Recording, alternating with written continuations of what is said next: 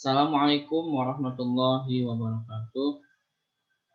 Alhamdulillahirabbil alamin. Pada pagi ini kita mulai belajar mengidentifikasi faktor yang mempengaruhi keragaman di Indonesia.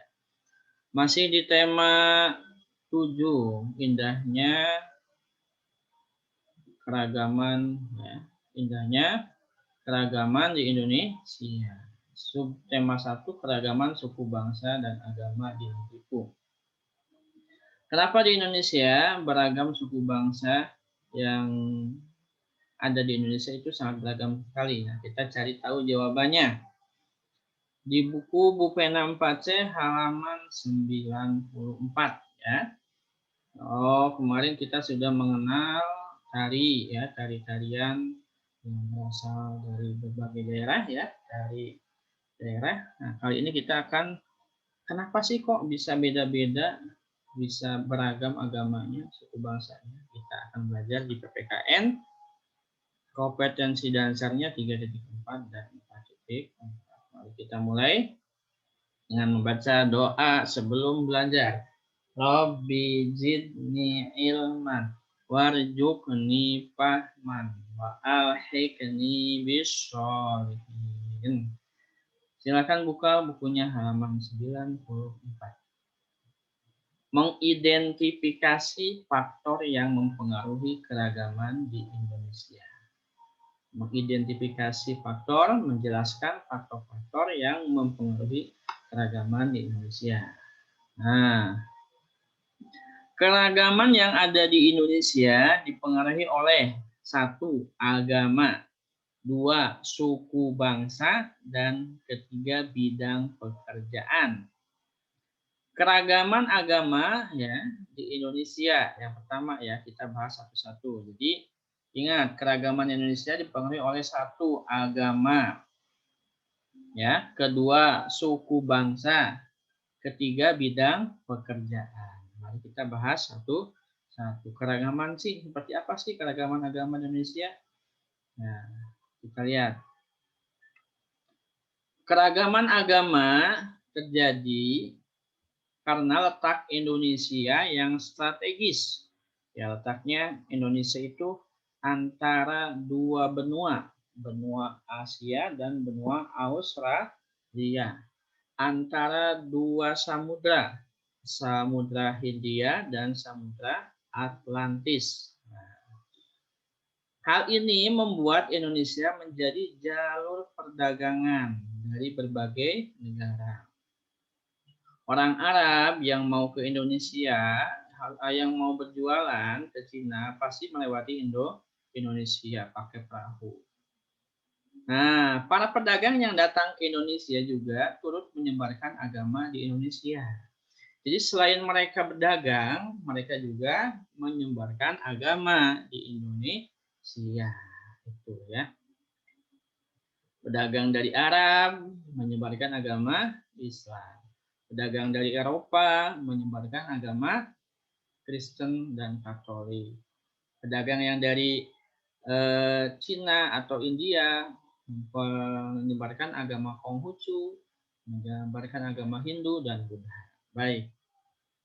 Nah, agama yang diakui di Indonesia saat ini yaitu Islam. Nah, ini dibawa oleh pedagang dari Arab ya.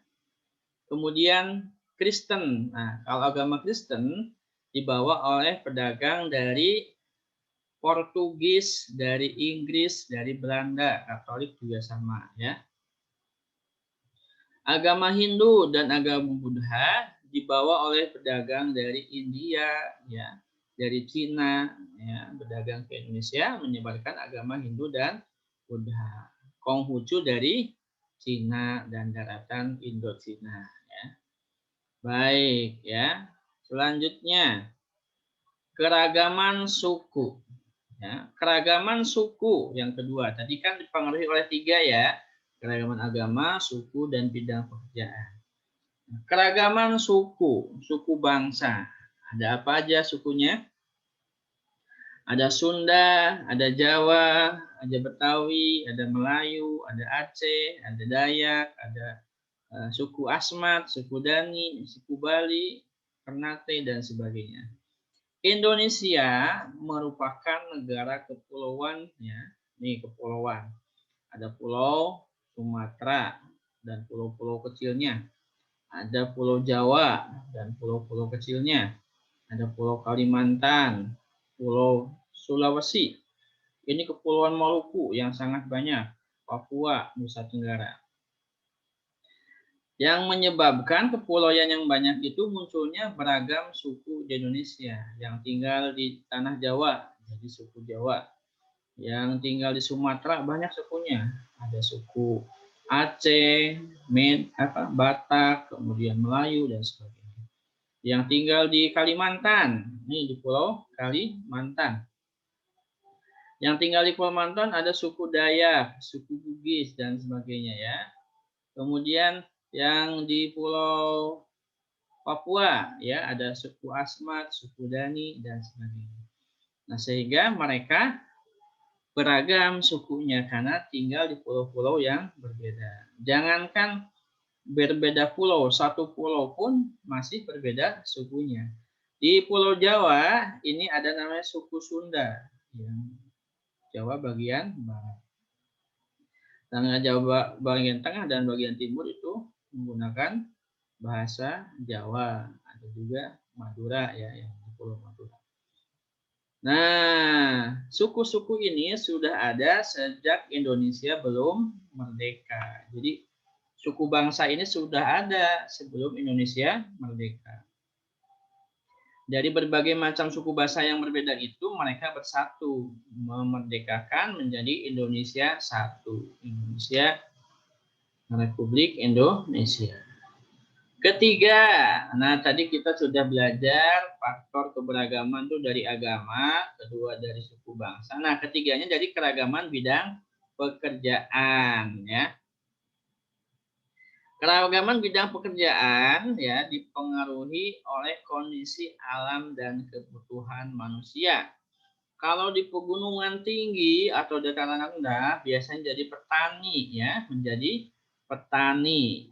Kalau misalkan di pantai biasanya menjadi nelayan, penangkap ikan. Kebutuhannya juga berbeda. Kalau nelayan membutuhkan perahu untuk menangkap ikan, sedangkan petani membutuhkan traktor untuk membajak tanah atau sawah petunan dan sebagainya. Nah, selanjutnya, keragaman agama, suku, bangsa, dan pekerjaan juga saling berkaitan merupakan kekayaan bagi negara kita. Ya, kita harus saling menghormati dan menghargai agar tercipta persatuan dan kesatuan di Indonesia. Nah, berikut ini adalah sikap persatuan dan kesatuan yang dapat kita lakukan ya dengan cara-cara seperti berikut. Pertama, mau berteman tanpa membedakan agama dan suku bangsa. Jadi kita kalau di sekolah atau kalau di rumah, kita harus mau berteman dengan semua anak. Terserah mau dari suku bangsa mana, agama mana, tetap dia adalah teman kita, orang Indonesia. Ya, harus semuanya berteman. Kayak di sekolah kita nih, ada yang suku bangsanya dari Jawa, ya. Ada yang dari Sunda, ada yang dari Kalimantan, ada yang dari Betawi dari Jakarta ya, ada yang dari Aceh itu kelas 6 ya. Kita tetap semuanya berteman, jangan membeda-bedakan suku bangsa. Yang kedua ya, sikap yang harus kita lakukan yaitu menghormati teman yang sedang beribadah. Di Pamanukan tuh kan ada gereja ya, ada gereja, ada masjid, ada kelenteng. Itu semua harus kita hormati kalau lagi ibadah ya. Jangan sampai kita mengganggu teman kita yang lagi ibadah. Ketiga, tidak mengganggu teman karena beda logat bahasanya. Misalkan di sekolah kita ada orang Maluku atau orang Ambon, ya. Dari kota Ambon, nanyanya gimana? Hei, hei, kalau di kita itu kan bebek bunyinya wek, wek, wek, wek. Kalau di Ambon kayak gimana bunyinya? Di Ambon bunyinya wek, wek, wek, wek. Ya, itu mengejek logat bahasa teman kita yang bukan dari suku Sunda, ya. Tidak boleh, ya. Yang keempat, menghormati setiap pekerjaan yang kita temui, seperti menghormati petugas kebersihan di sekolah. Nah, iya benar. Jadi Allah itu menganugerahkan pekerjaan yang berbeda-beda. Tidak hanya satu aja pekerjaan itu, ya. Nah, misalkan kita tidak mengejek petugas kebersihan sekolah nih. Ada tukang kebersihan, tukang nyapu, bersihin sampah. Kita harus hormati. Itu adalah bagian dari keragaman pekerjaan, ya. Coba bayangkan, kamu datang ke sekolah sampahnya masih banyak, berserakan. Pasti kita tidak betah. Jadi jasa petugas kebersihan itu sangat banyak. Baik. Selanjutnya, ya, Bapak ulang lagi kesimpulan dari pelajaran ini adalah, ya, faktor apa saja yang mempengaruhi keragaman Indonesia? Satu, ya, keragaman agama, kedua, keragaman suku bangsa, dan ketiga, keragaman bidang pekerjaan. Semua itu kita harus bersikap mau berteman dengan setiap orang, mau menghormati teman yang sedang beribadah, hingga mengganggu teman yang berbeda logat bahasa, dan menghormati semua pekerjaan yang ada.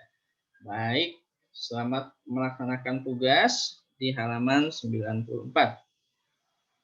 Mari kita tutup pelajaran PPKN kali ini dengan membaca doa. Allahumma anfa'na bima 'allamtana wa 'allamna alladzi yanfa'una wa zidna ilma.